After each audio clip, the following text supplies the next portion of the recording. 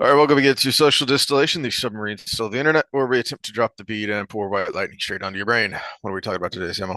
Well, it is Saturday, so we have Overthinking Wheel of Time.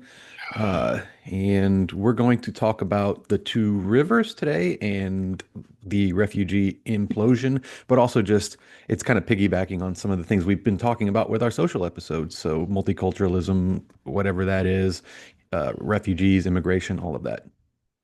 Yeah, yeah. And we have a comment we'll get to at the end because we also had a comment from Isomorphic who said, yes, do comments at the end. So we will go back to doing that. Um, and Yep. So just since we're going back to that, and if we have new subscribers since we've been reading the comments at the beginning, we if you do comment, we at this point in our our fledgling 379, I think this is 79 episodes in, we do read every comment that comes in and address it. So until we can't, that's a good problem to have. well, in the meantime, we're going to we kind of this is segueing from what we've been talking about the last couple of weeks, social. As far as I mean, I see you have the war on the West over Hmm. your left shoulder back there, and that it does apply to overthinking Wheel of Time Also, immigrants love because, letter to the West. yep, And then the weirdest people on earth. Western, industrialized, educated, rich, and democratic. Weird. yeah, do those are those who marry awfuls? Hold on, let's not get No, it's distracted. what makes awfuls possible without them dying in the That's that's a survival of the good fittest. point. That's a good point. Okay. So it dawned on me that we have an example here in story form, which we've talked about the importance of story for teaching lessons. We have an example in a fictional story about the some of the cultural things we've been talking about on Wednesdays. And this is from uh the prologue to Lord of Chaos, which the new books. I hate the little now an original series on Amazon Prime. Ugh, don't remind me. But the Which is funny artwork because it's on these already books are outdated. really cool. Yeah. Um, the artwork on these new editions is much better for the most part um than the old ones.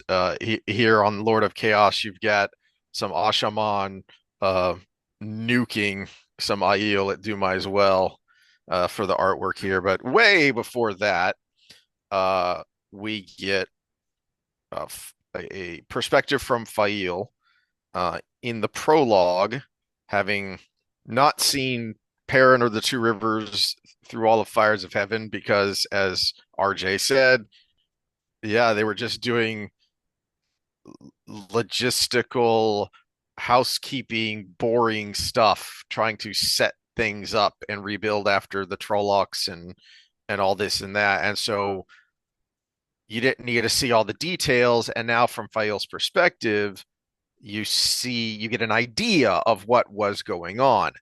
And one of the things that they're having to deal with is west of the two rivers across the mountains is just chaos. Fittingly, Lord of Chaos here. It has been chaos for years. It was tenuous even before the time of the dragon, where you had that big chunk of land between Terabon and Erdoman, where they were constantly fighting over it, Hmm. and now it's just a complete mess. Uh, Thanks to the Dragon Sworns, thanks to the first attempt by the Seanchan. And so you have all these refugees coming over the mountains. And what do we do about that? And so here, uh, in the middle of this section, Sin comes in for an audience to talk to Fail. And he says, uh, it's all these outlanders flooding in, bringing all sorts of things we don't want here. He seemed to have forgotten she was an outlander too. Most Two Rivers folks had. Put a pin in that. Strange ways, my lady, indecent clothes. You'll be hearing from the women about the way those Domini hussies dress, if you haven't already. She had, as it happened, from some of them, though a momentary gleam in Sin's eye said he would regret it if she gave in to those demands. Stranger stealing the food from our mouths, taking away our trade. That Terraboner fellow and his fool tile making, for example, taking up hands that could be put to useful work. He doesn't care about good Two Rivers people. Why he Fanning herself, she stopped listening while giving every appearance of paying close attention. It was the skill her father had taught her, necessary at times like this. Of course, Master Hornfall's roof tiles would compete with Sin's thatch work. Not everyone felt as Sin did about the newcomers. Harold Luhan, the Emmonsfield blacksmith, had gone into partnership with a Dominie cutler and a whitesmith from Almouth Plain, and Master Adair had hired 3 men and 2 women who knew furniture making and carving, and gilding as well, though certainly was no gold lying about for that. Her chair and Perrin's were their work, and as fine as she had seen anywhere. For that matter, Sin himself had taken on a half-dozen helpers, and not all Two Rivers folk. A good many roofs had burned when the Trollocs came, and new houses were going up everywhere. Perrin had no right to make her listen to this nonsense alone. And then we get into the Fael thinking about Perrin, which is good fun, but a distraction for this. Um, and we go down to finally Fael's answer. Perrin and I chose to use thatch, Fael said calmly, while Sin was still nodding in self-satisfaction. She added, You haven't finished it yet. He gave a start. You seem to have taken on more roofs than you can handle, Master Buey. If ours isn't done soon, I fear we will have to ask Master Hornball about his tiles. I have enjoyed your discourse, but I am sure you would rather finish my roof than waste time on idle conversation, however pleasant. All right. So the point being, to me, the two interesting takeaways from this exchange is first what I said put a pin in is he seemed to have forgotten Fael was an outlander. Most Two Rivers folks had. Why? Because she has made herself one of them Hmm. fully and completely. She has proven to them that she's one of them, not just marrying someone from there, not just settling down there, but understanding them. The next scene is uh, the village wise ones, the village wisdoms come in and they're complaining about the weather. And Fael goes into a little speech about how, before we came here, Perrin told me about you people and about how resilient and stubborn you are. And it doesn't matter if the hail beat down your crops or, the drought dries everything up. You keep on going. And she doesn't say anything they don't already know, but because she understands it, she reminds them. And they're like, well, yeah, of course, Hmm. you know? So she has fully integrated. And the trouble comes from stuff, comes from things.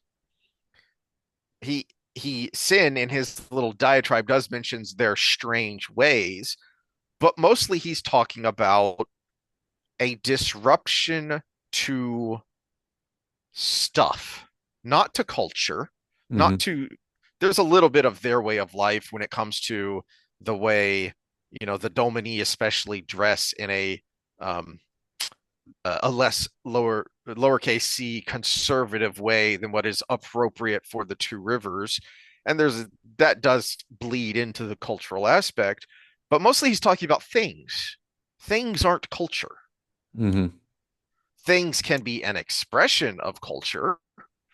You can uh take art for example.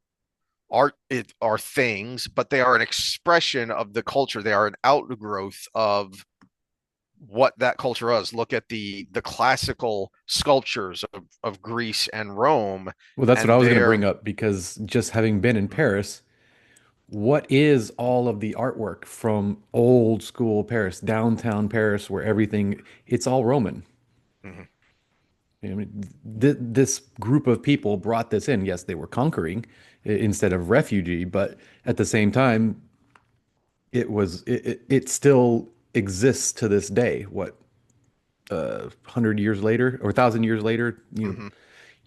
800 years later, somewhere around there. So,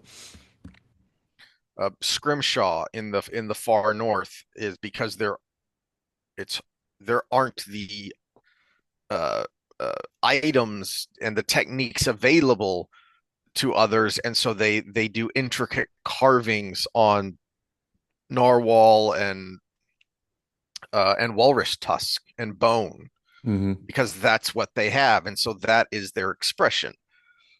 Um, Well, and even still, just one thought experiment that we talk about with talking about the supernatural or whatever, and what people reported thousands of years ago. Imagine being alive in 200 AD and you know CPR. And now imagine a whole culture bringing this medical knowledge to another culture that didn't have it. Just the existence of CPR would save mhm, thousands of lives in a short period of time. And you would be considered, if you were that individual, that one person that did, you would be considered a god at that time. But if you were a culture that brought it in, then obviously there would be very few complaints, except from the probably the village wisdom that wanted to do it her way. mhm. Yeah, and you see that with the examples Fail gave of not everyone's upset with this. You know, a number of these craftsmen went into partnership and took on, new apprentices and new helpers to expand their business and go, ooh, you know a thing I don't know. Let's work together.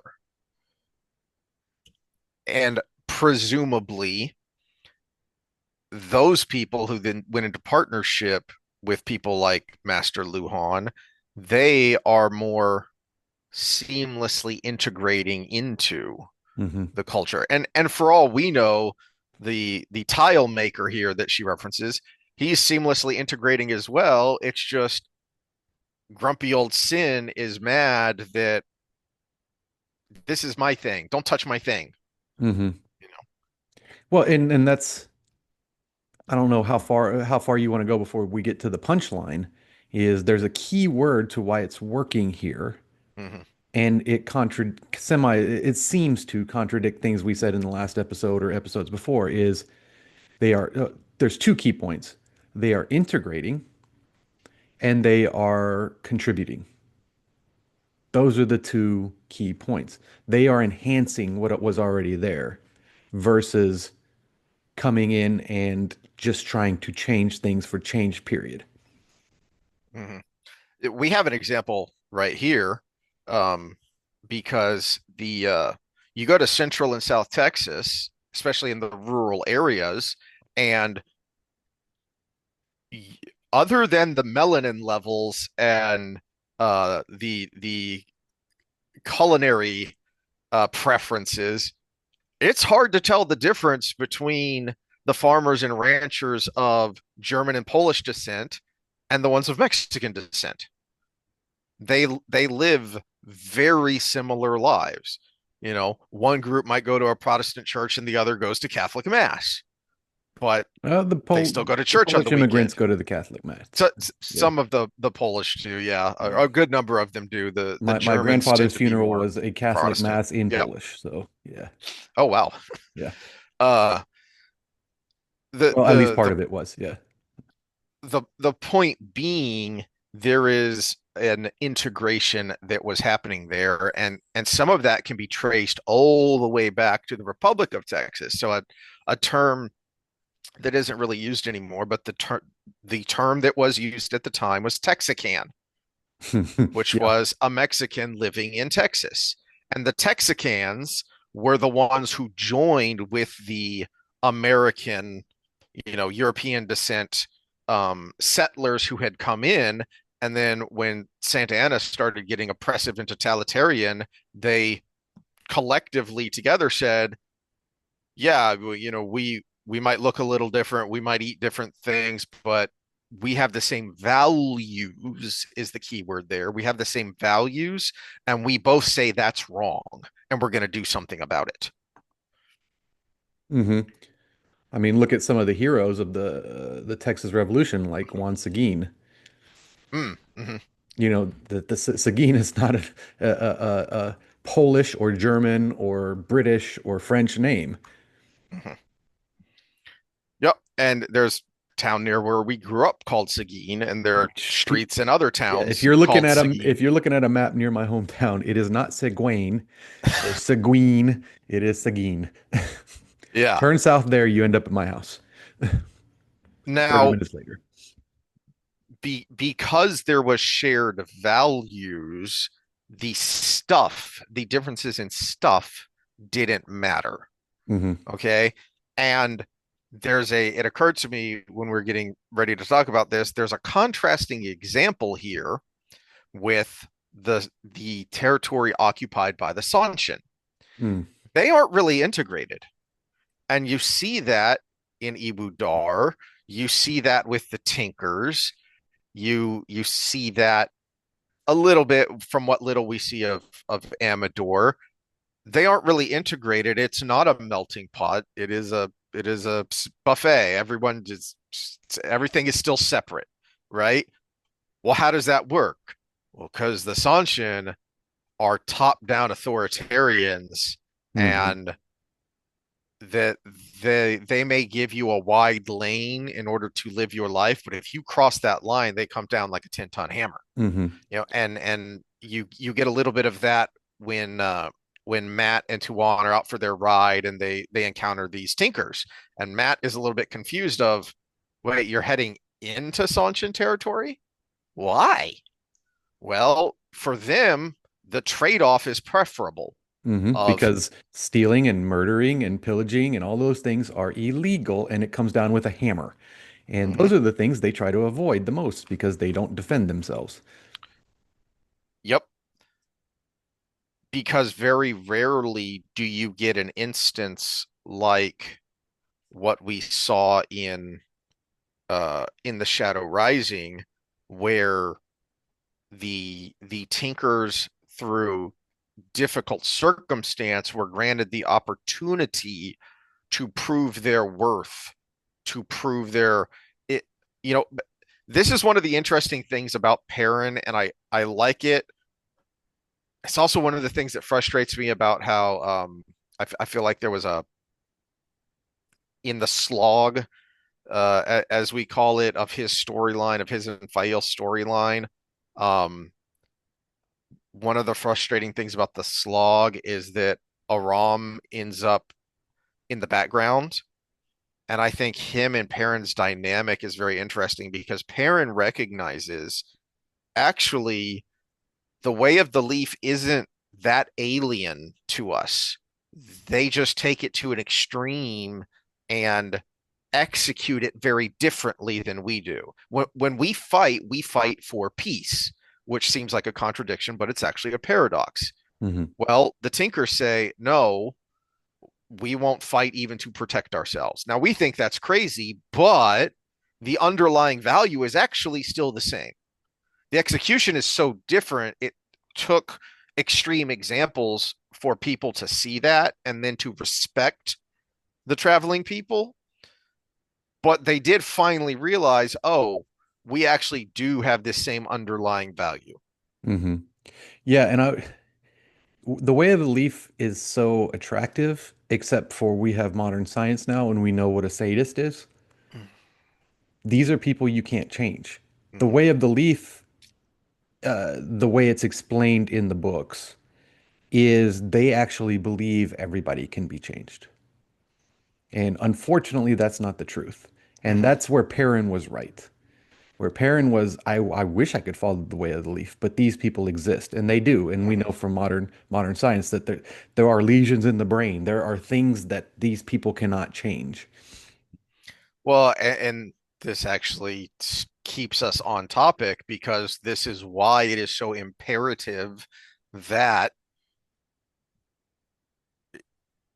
outsiders coming into a new culture assimilate into that culture, Hmm. because Well, otherwise there is inevitable conflict. yeah, and actually, this is an important point, piggybacking on what I just said too, is one thing that assimilation does is it allows the the place you're going into to evaluate your character. Because if I'm trying to rely on understanding your culture from a place that I've never been, I'm going to be less adept in deciding whether you are actually a good person because I'm having to simultaneously evaluate your behaviors with regard to empathy and courtesy and virtue. We'll use the word virtue Hmm. as far as virtue with what is your what is virtuous in your culture. Great example you might bring up later is we've been watching. I finished it, but you're still watching the show Better Late Than Single, right? Hmm.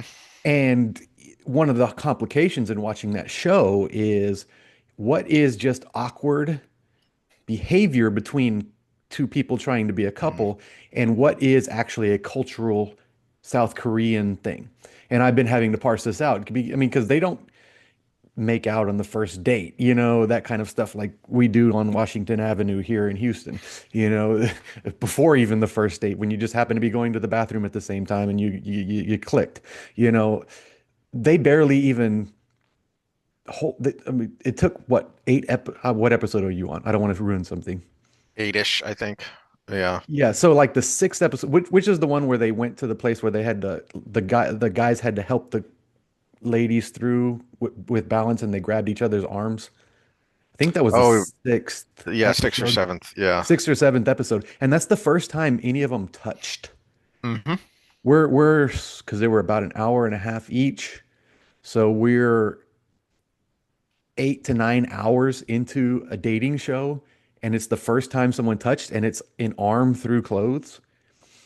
So it's yeah, how much of that is Korean culture and how much of that is the awkwardness of the people? Probably a little bit of both, but I'm having to try to figure that out. Now imagine dealing with somebody in a business situation. Hmm. Go back to Sen here. He's dealing with people in a business situation. Master Luhan working with the other uh, Smiths. Well, a Domini merchant, we know, are very sly about getting the better end of a deal. So now Luhan's got to navigate that field as well as navigate making a beautiful piece of art or a beautiful piece of cutlery or whatever they're doing at the time, right?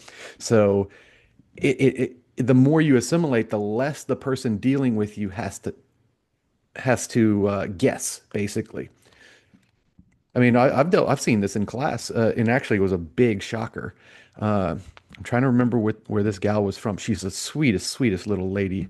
Uh, I think she's Somali, but don't quote me on that. It's somewhere in that area. And we were just talking about honesty and high trust societies and everything. And this was in cognitive psych. And one of the things she said, this all blows me away because everybody keeps saying, well, I don't know, and we should explore this further, and all of these words that we use as scientists. And she goes, where I'm from, that's like the most shameful thing you can do. People will lie to you just because they don't want to say, I don't know, Mm. because it's shameful. And so that's why it's a low trust society because they cannot trust what each other says because they're just going to tell you something to get an answer to you. Well, now that I know that about that area of the world, what am I going to be thinking if I'm dealing with somebody and I ask them a Yeah, question? that's a good point. Uh, it, another example I thought of personal example of the difference between um, assimilation and occupation, shall we say, is Colonization by the but textbooks. I mean, yeah, it really is. it This is it actually the really is. definition of what they're talking about and just Hmm. And misrepresenting. But I have an example of that because I-45 is the second worst road I've ever driven on. Still beats I-35. Jeez. But I-45 runs right by me, and that's Heath comes to see me every once in a while, and is that so way all the way to you get to the ocean. It is horrible. it was so bad one time when we were headed down there, that the GPS rerouted us into city streets, because it was quicker. And there needs to be a button that says "Keep me out of sketchy neighborhoods." Yeah, in Okay. if you're off I-45 in Houston, you're probably in fifth or South third ward. Houston. South Houston, you're probably in fifth or third ward. Yeah. You'll know And where I most people even was. outside of Houston know what fifth or third All right, ward you'll mean. know where I was as soon as I go into this. Now, I talked about stuff, okay? When I say I was no longer in America, I don't mean that, oh gosh, there are no chain restaurants here. It's all, mom and pop Latin food. No, I'd be awesome with that. No, no. The problem was one, there were a lot of Central and South American flags hung on Oh no, businesses you and weren't in the doors. ward then. Where were you? Oh, you were. I'm trying to remember what they call that area, but South Yeah, Houston is a school. Yeah. yeah. So that was my first clue of now sometimes that doesn't necessarily mean anything because like for instance there is a big car dealership on I-45 that does have a bunch of Central and South American flags and as many American and Texas flags. Hmm. Okay, it's just hey, this is where we come from. This is who we are, and this is what we service. We service all of these things. You know, we can speak your language, we know your culture, but we're also, like I said, as many American and Texas flags as these others.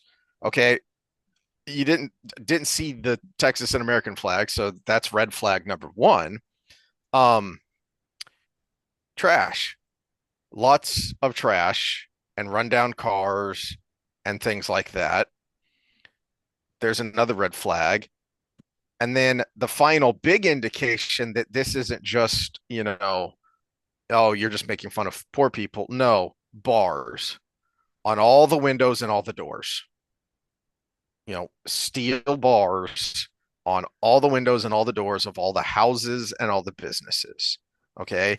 You have just come into a colony from Latin America, where, as to your term earlier, low trust, a very low trust society because life is cheap.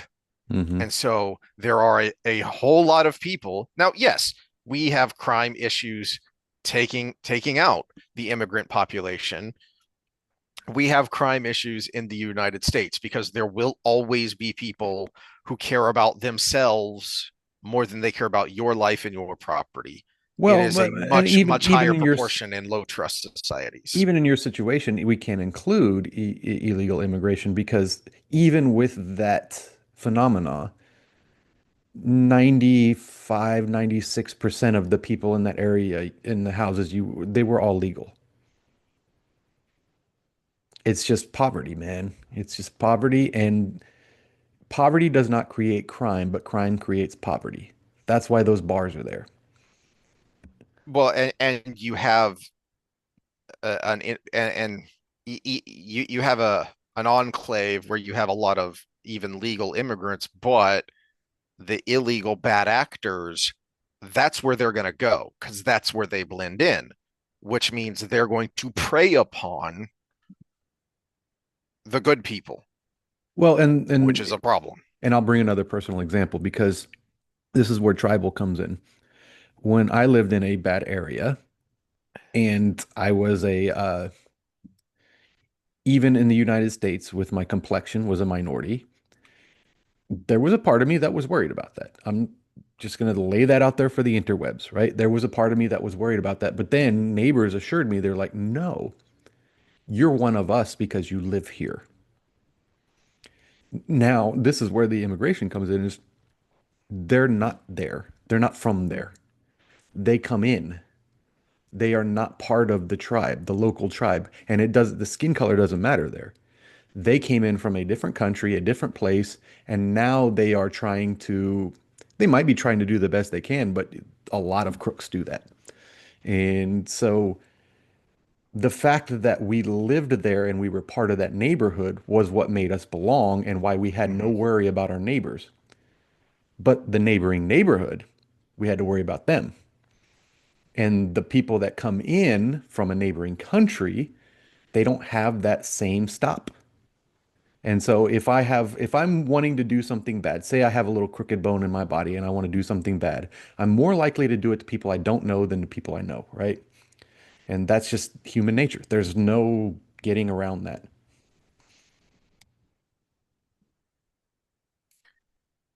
There's no getting around it. So, how do you minimize it? How do you minimize it in the book context, Wheel of Time, or how do we minimize it now? Well, in the book context, we have two examples. On the one hand, you can go the Seanchan route Hmm. and you can be brutally authoritarian when anybody crosses the line. On the other hand, we have the two rivers of we have shared values and we are going to show you that we have shared values and that our way of life, not the stuff, but the way we live our lives, that is valuable and you're going to want to be part of this culture. I think we have two extremes of the spectrum, not just in approach, but in situation too, though, because one is people coming in to find something, and one is a conquering people. And so that makes it two ends of the spectrum, but also when we look at the two rivers, the the drawback of the two rivers was that they are so remote that there was so much room to grow that they have space for this kind of thing. Whereas Gehenna, Ibudar, Tanchico, they were already busting at the seams when these people were coming in. So it actually probably took the authoritarian approach to handle those places where the two rivers had the luxury of that used to be Manatharan. That used to be one of the It's greatest cities in the world. early on, I think when we were in the eye of the world, you called it Texas, and it was Hmm. uh, I think Jordan uh, himself even called it Texas. and it's the Republic of Texas era where you have all this space, you have a hardy but small population. You've got all this room for more people to come in. Hmm. And I mean, and there's and it well, yeah, I would say even that whole area of Texas, Oklahoma, and all of that because it's harsh land to live in. We look Mm-hmm. at the weather patterns.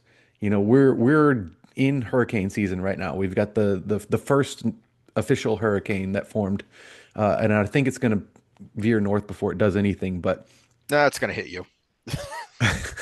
it's not even supposed to get in the Gulf. But if it does, it does. But yeah, we have hurricanes, right?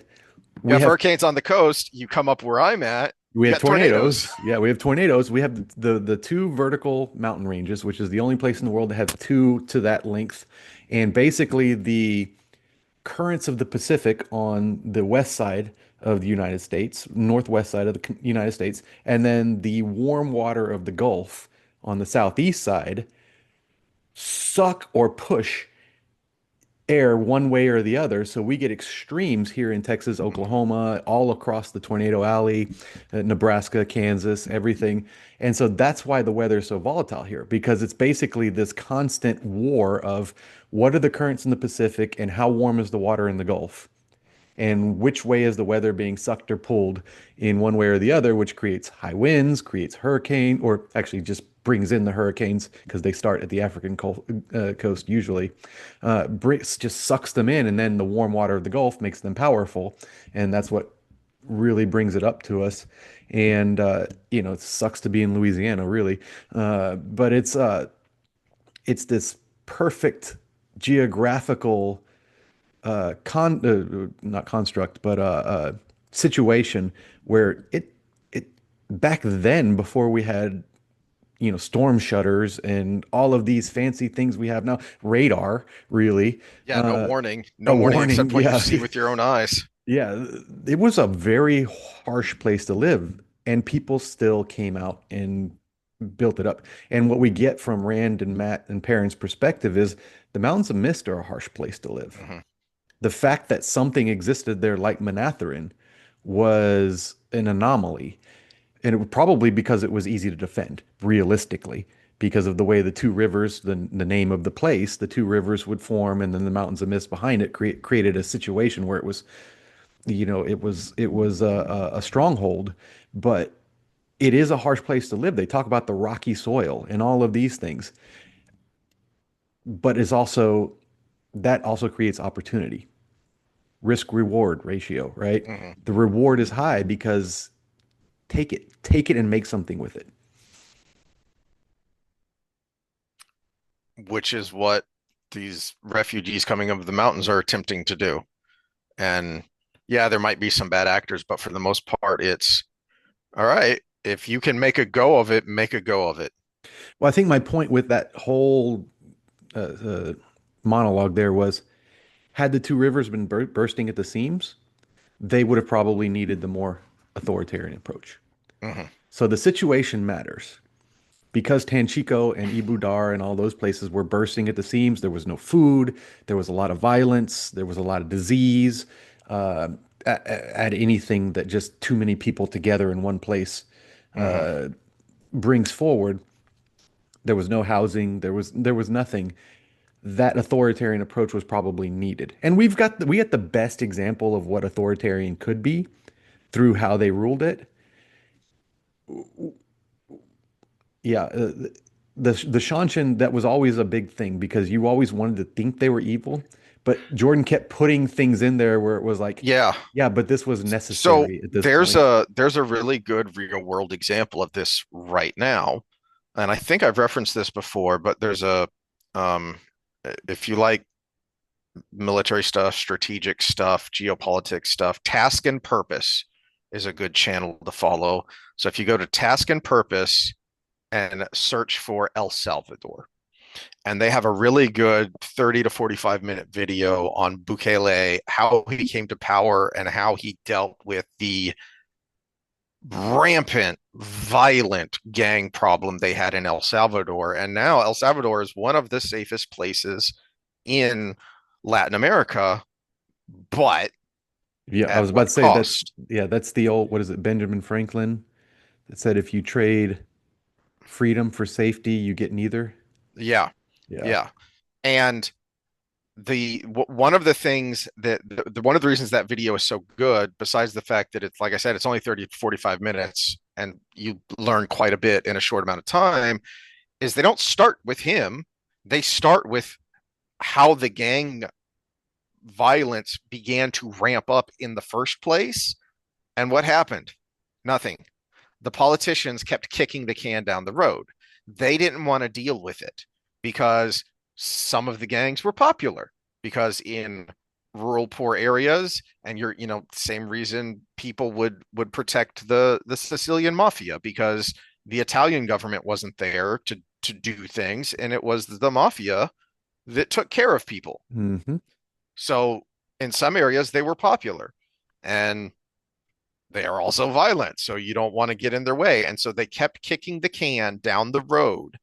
And you see that in much the same way of Tanchico, Falm, Ibudar, well, not Ibudar necessarily, half of Ibudar, but also Yeah, Altera. yeah, the You rod.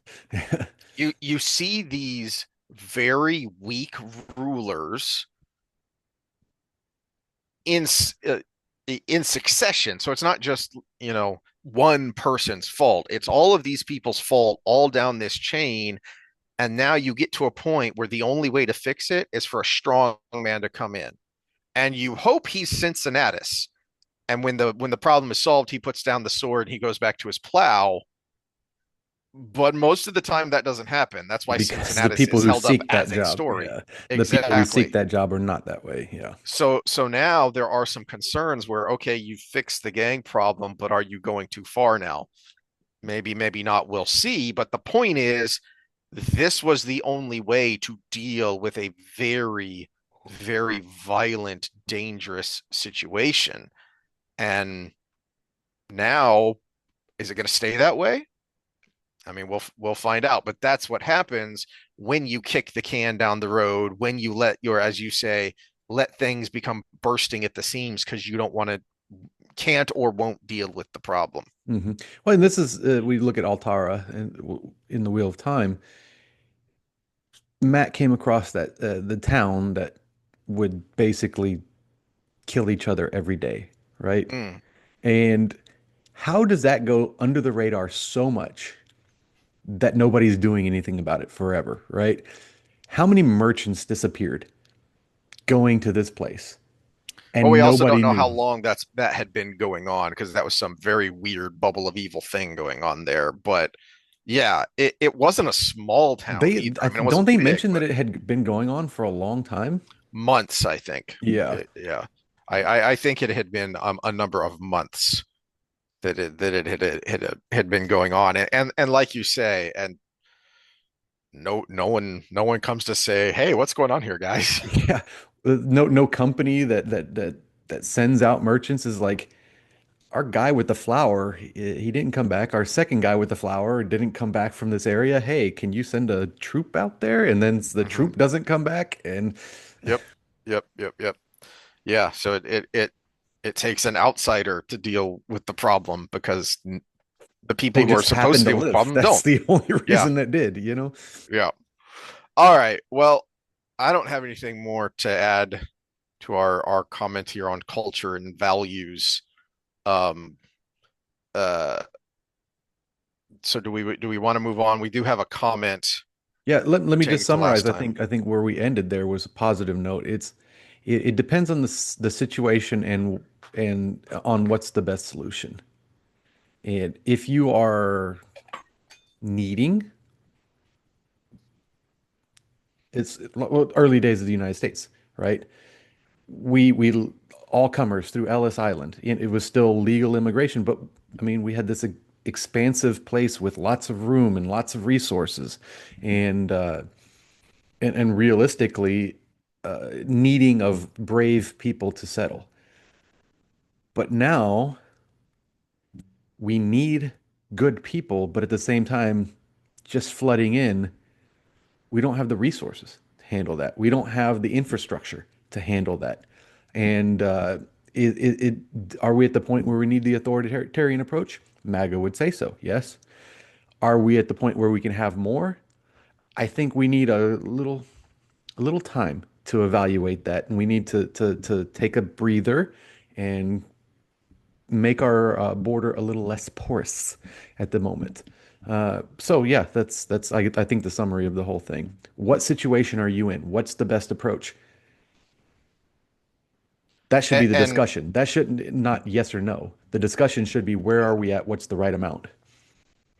and and not to focus on stuff, on things, but on hmm values, Yeah, shared yeah, and, values. and you said this is one thing I don't like about Vivek. This is another thing that also I'm a fan of his, kind of, but he also does focus on how useful you are, and Mm, that can get a little complicated because yeah, people aren't widgets. we're not widgets, yes. So you say somebody's an engineer, but their cousin is not, but they're still family.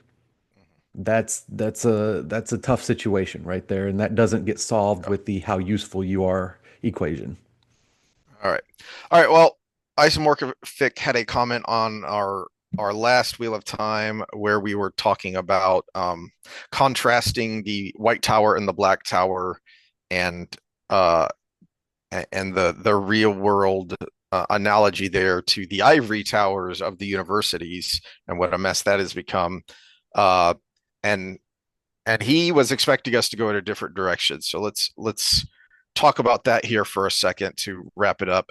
He says, "Just turn this on, and this is a discussion I really wanted to have with someone.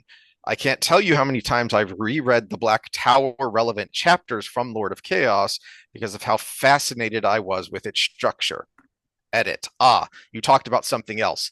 I was more fascinated by the aggressive tree like mentor structure of the Black Tower. Yeah, we did spend a lot more time talking about the feminine side than the masculine side. We mostly just use the Black Tower as a contrast, but the tower itself, and this is probably just throw it to you because this is your wheelhouse of the as Isomorphic said, the aggressive tree-like mentor structure of the Black Tower. Uh, I'm trying to think what he's talking about there. The tree-like mentor structure. Are we talking like there is Taim as the trunk and it branches out from there and the students mentor the other students as it goes? Is that Well, what is I that think what you that got could from go it? either way, and tell me if I'm reading too much into this isomorphic, but I think there's a double meaning there of yeah, there is a hierarchy of a kind of an upside down tree. Like if you look at a you know the flow chart of a military division, and you'll see, you got the commanding general, and then he's got his subordinates, and those subordinates have their subordinates until you Hmm. get down to the troops. So there is an element of that with the Ashaman, the dedicated, and the soldiers, but then also to what we talked about, which was the contrast in leadership styles between Logain and Taim. There's also the literal tree where they hang the heads of traitors and deserters. Hmm. And Yeah, so I doubt that's what that he's talking that about is there. very aggressive and harsh too. I But think he's probably more talking about I the think you could take hierarchy. it in both directions. Yeah. Yeah. But Now but the when you second look could be at that, we talked symbolic. about the Yeah. contrasting. Yeah. Yeah. But there's again back to the contrasting styles similar to Two Rivers verse Seanchan is when you eventually you get this schism where you have two hierarchies, Logain and his followers and Taim and his followers. And we did talk a little bit about the difference in how they do that, and the way Logain fosters camaraderie while not sacrificing hierarchy, and Taim imposes hierarchy above all else. And I think the Traitor's Tree is a grisly example of that. Yeah, well, let's start with the White Tower because their hierarchy is really weird. Because you have the obvious Aes Sedai accepted novice. So you have tiers, you have a hierarchy there. But once you become an Aes Sedai, it's so arbitrary how you have power because it depends on what your power is, how much power you have.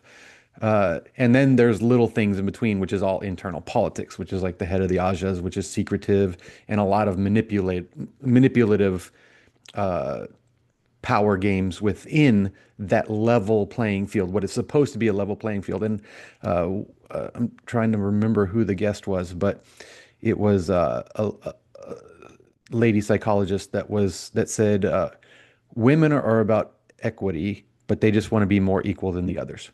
So, so there is this level playing field with an arbitrary power system once you get to this point. So you're the student, you're the TA, you're the student, you're the TA. So it is like universities. You're the student, you're the TA, you're the professor.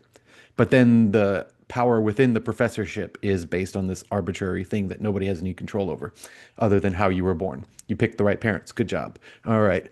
But now in the Black Tower, you actually work your way up through these levels.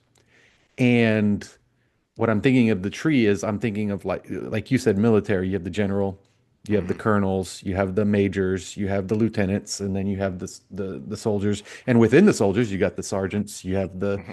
the private first class, and then you have the privates. So it kind of works its way down, which I think he was going for because I mean, that's what he did for so long Mm-hmm. in the military. So he was channeling that out. Uh, I'm not sure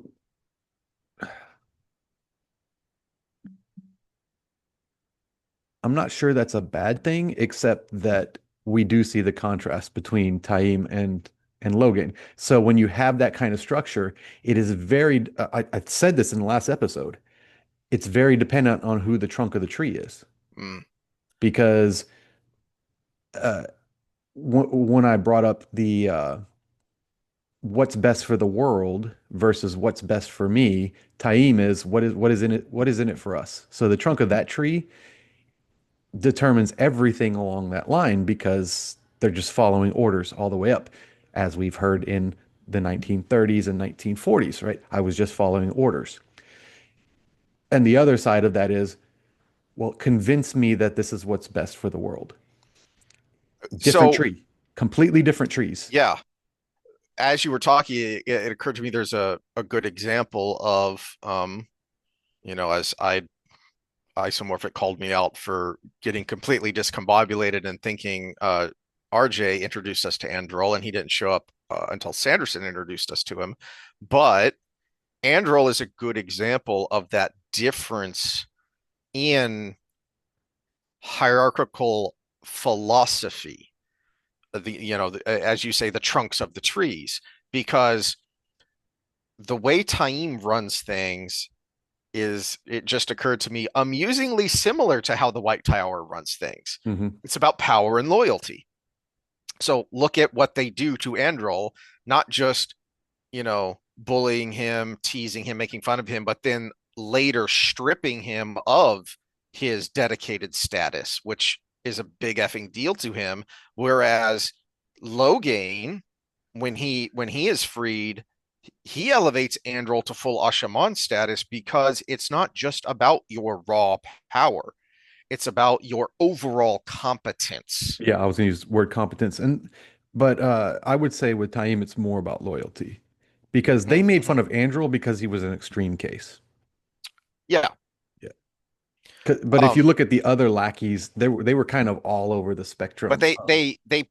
they focused in on that page boy Hmm. uh moniker to berate him because he was one of Logain's. And I think they knew he wasn't turnable, because of his personality, because of the way he comported himself, but also because they recognized him as a leader of the younger, and of some of the others Hmm. within Logain's faction. Well, and I think that was part of the point of his character was the his biggest strength was the wasn't his gateways. His biggest strength was the underestimation he got from his opponents. The gateways and the way he used them was a manifestation of his underlying mental capacity. He was a very clever individual. Hmm. And so you see that in the ways that he uses gateways to do things no one's ever thought of before. Well, and that was the one of the basis of his character was the only thing he was consistent in was being inconsistent. He was a leather worker, he was this, he was a cliff diver, he was a soldier, he was all of these things, and he was never great in any of that. He was probably barely mediocre at any of that, but he did it all. And the gateway Mm-hmm. is a symbol of travel. And so he was the wandering jack of all trades. So he's not going to be super powerful in any one way, except for the not being one way, the not being any one place at once. Heck, look at what one of my favorite scenes with Androl and Pavara is when they link and he's like awestruck by, holy crap, you walk around with this much power all the time? Is this what it's like to be you? Holy cow. And Hmm. she takes it for granted. She is she's high up there in power levels for an Aes Sedai, and men are generally more powerful, and yet he's not as powerful as she is. Hmm. And when he's learning how to link and to channel Saidar, he's just awestruck that not just how powerful she is, but how she takes it for granted. Hmm. Yeah, and keep in mind she's like half of Egwene. Yeah, Yeah. So, yeah, but at the same time, Andrew's character actually was very interesting, but it would have been even more interesting if Noel never existed, because you know how the message boards would have gone off that he was Jane Farstrider. yeah. And that's the why he's still young looking is because he had the power, the capability of having the power the whole time. Mm. Well, there's a thought I hadn't thought of before, but yeah, there's an interesting one. All right. Well, hopefully that was more of what you were looking for, isomorphic about the structure of the Black Tower, and how regimented it is. But how, again, the two trunks of the trees, how that regimented nature can be turned towards something corrupt versus something that genuinely allows people to flourish, allow people, men, we're talking about, allows young men to become fully fledged men of the world who can do good and fulfill their full potential. Well, I'm going to use an American term here, and in the difference between the two trees is one is a tree based on merit, which is low gain. It is a merit-based tree, and the other tree is what we call the good old boy system, where there is something about this person that is unrelated to merit that causes me to pull them up in the thing. And when we use it here is like we brought up the Dallas Cowboys before since we're about to get to football season. Jerry Jones tends to hire people from Arkansas University because that's where he went to school. In our area, it's Texas A&M. If you got the A&M ring, you got a leg in a lot of companies, right? So the good old boy system, it's something that is not necessarily attached to your talent that brings you up in the leadership pool, and that creates a different tree. Not as Well, strong. It's a loyal tree, but it is not as strong in ability tree. it is hard, not strong, as we overuse that analogy yet again, but it's pervasive through the book series for a reason, because to the term we've used today quite a bit, it is a low trust society. Well, And so what happens, that is its undoing. It is Androl is able to manipulate that low trust, and then that hard thing, once you crack it, it shatters. and from a business owner standpoint, hiring based on merit is actually it's a different kind of shaky. It's a very good kind of shaky because if I was to hire a young coach and give them all the knowledge I have, and they have all the ambition and knowledge and intelligence and uh, work ethic and all of those things, I'm questioning how long can I pay this person enough? Because they're just getting better and better and better and better and better and better. And that creates a different kind of shaky tree. It's a good one because they're going to go on and be successful, and I'm happy for them. But now I have to find somebody else. Mm-hmm. Yep. All right. Well, I had a thought of what we were going to talk about on Wednesday, and I've completely forgotten what it was. Maybe I'll remember at some point if y'all have any. Oh, well, we did have some comments from our last social episode that were hilarious, so we'll have to talk about that a little bit. Yeah, A apparently little we pulled in bit. we did a good job of pulling people from the other side of the aisle again into at Yeah. least watching the first 80 seconds of our video. Yeah. Yep. Yep. So we'll talk about that, and we'll see what else is going on social wise.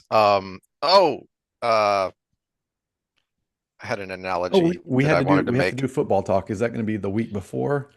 Yeah, we'll do that the week before. Okay, so 2 weeks from now we'll do football talk.